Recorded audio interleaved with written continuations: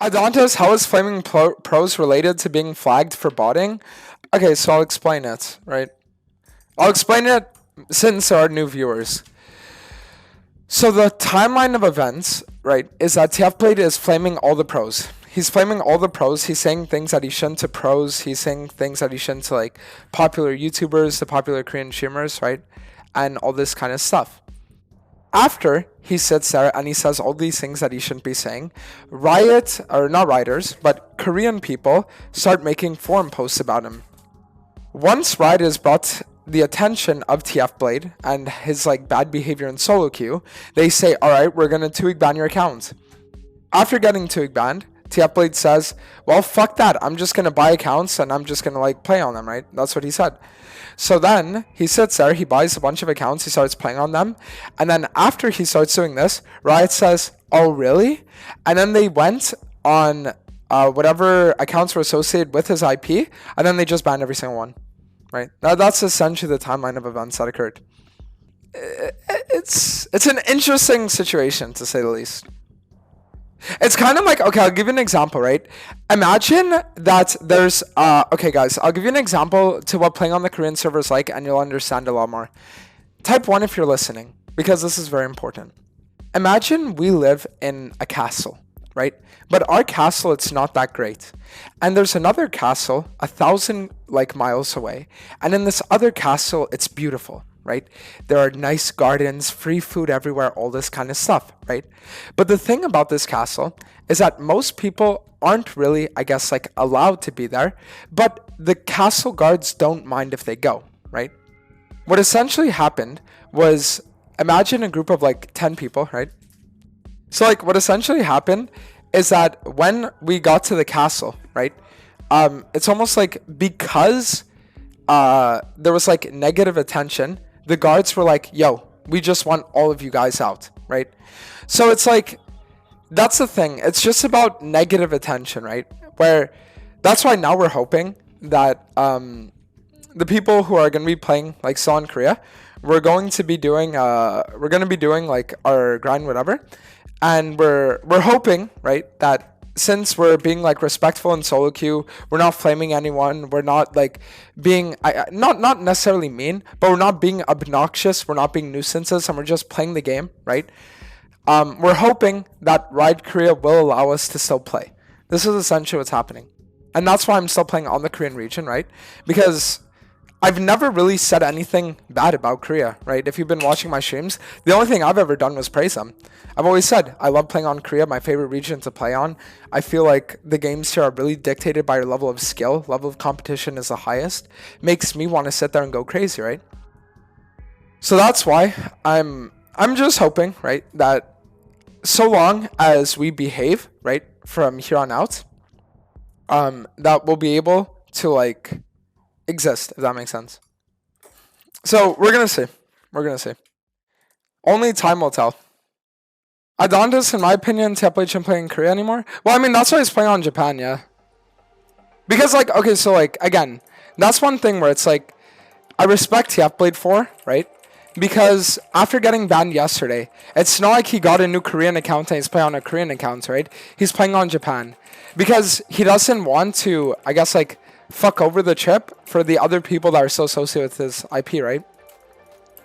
Like, as long as other people aren't, like, suffering for like, what happened, and he's the only one, like, facing consequences, that's fine with me.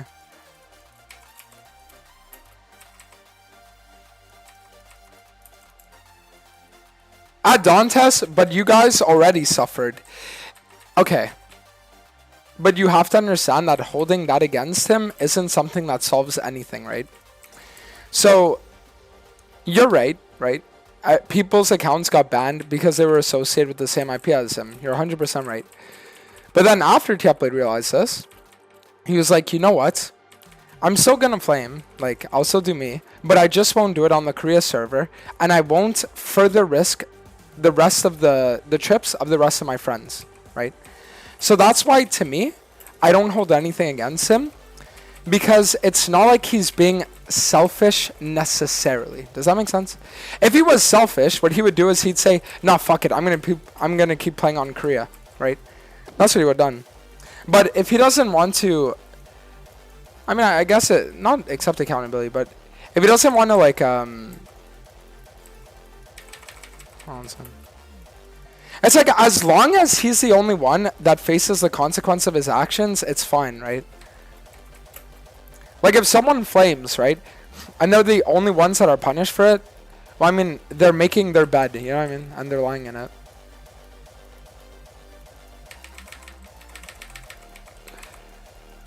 I'd say Yamato. You guys like that W smite on the minion, by the way? It instantly capped out 150 healing, so I actually live instead of dying there.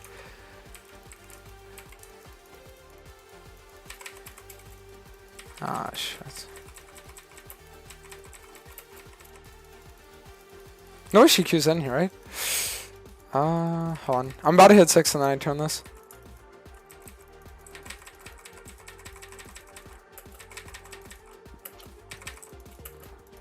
No!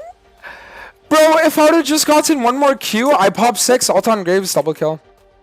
So sad. What if Tepley does go to jail and then Dantas will be his lawyer? I mean, bro, if anything, all I would have to tell the judge is it was all in game. And then the judge would be like, alright, you're good.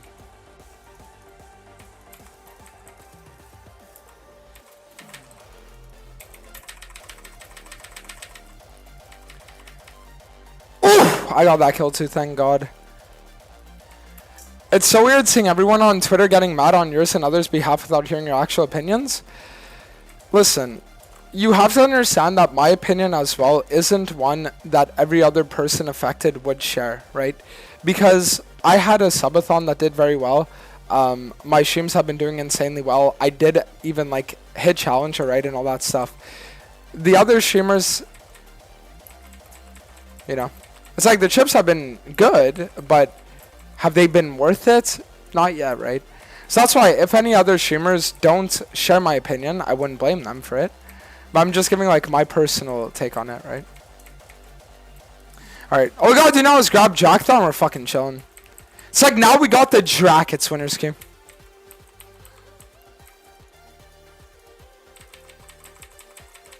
Wait, I did the double E jump. Okay, that's not actually something that you can... It's something that only the enemy can allow you to do though. Because if you lose vision of them as your E is going off, then you actually keep your E auto, but you still do like the dash without having any damage go off. It's kind of cool.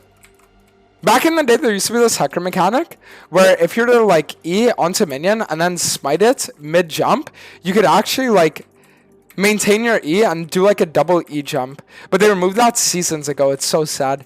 It was such a sick mechanic.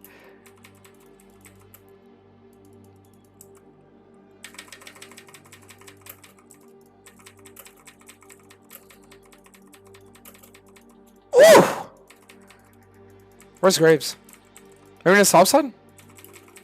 I mean, I'll just take everything if he isn't. Wait, chat. Let me see if I can show you the thing. Fuck, what was that jungler's name on the NA that used to play Hecarim? Oh, he was the rank 1 before Tarzan hit rank 1. Fuck! What was his name again? Oh, Charisma used to tell me stories about him. Okay, I have one. Here, I can show you guys a mechanic. Looks like Ned Hogg made a video on it. Okay, look at this. See? So look. The way he does it. Watch this. So he's on this minion. Oh, he didn't even smite. It's because he killed it with Q. Oh, I didn't know you could do it with your Q as well. I thought it was only if you smited.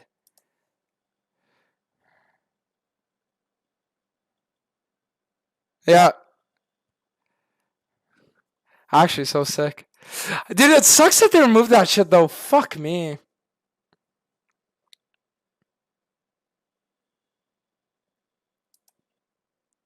Okay, I mean, that's like a normal thing. I think I could have played that better, though. Yeah, no, he fucking entered his focus here. If he goes in and he E's the Yi here, he E smites the Yi.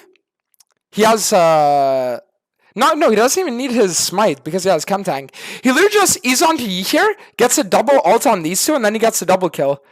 Instead, what is he like? Look, imagine he walks here, right? He E's onto Yi. Yi is dead instantly, cancels his E with his R animation, ults into these three, 3-man fear, Jinx instantly dead, Lulu dead after, LeBlanc, she says she's dead too, it's a quadra kill. No, that was a shit combo, dude. Like, what? No, I mean, like, it was a good combo, but target focus was completely wrong. Completely wrong. That's why when you're playing Hecarim, you always want to think about what's your next move in a fight. Once you kill someone, what's your next move that you need to make it so you actually win the fight even harder? That's why here, you kill this guy off, now you're in the middle of them if you ult in. This was completely end. Completely end. On a real note, though, oh my god, do I miss Chem Tank Mirror Mana. Holy shit. Look at this. Look at the damage. Chat, this is a build I created, by the way. Chem Tank Mirror Mana. Look at how he literally one-shots her. Look at that. 400 damage off only as E-auto. Only as E-auto. Flaming platform players from 5 years ago. Shut up!